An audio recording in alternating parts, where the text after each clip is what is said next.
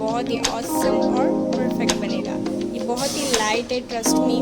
आप इसे बना के चेक कीजिए, इसका टेक्सचर देखिएगा आप, कितना ऑसम बना है। ये देखिए,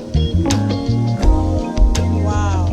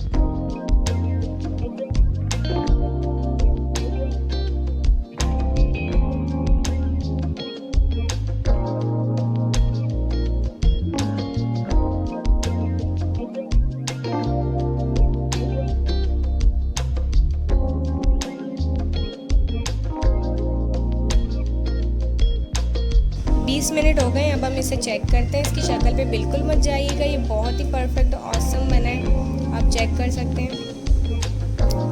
अब हम इसको फ्लिप करके देखेंगे, बहुत ही स्मूथ और मेल्टी बनेगा। अब इसमें कांटे की मदद से होल्स कर लेंगे ताकि हम दूध और चीनी का मिक्सचर इसमें डाल सकें। और ये डालते हैं मिक्सचर। चॉकलेट गनाश की रेसिपी अगर आप देखना चाहते हैं तो मुझे कमेंट करके ज़रूर बताइएगा, मैं आपको इसकी रेसिपी बताऊंगी।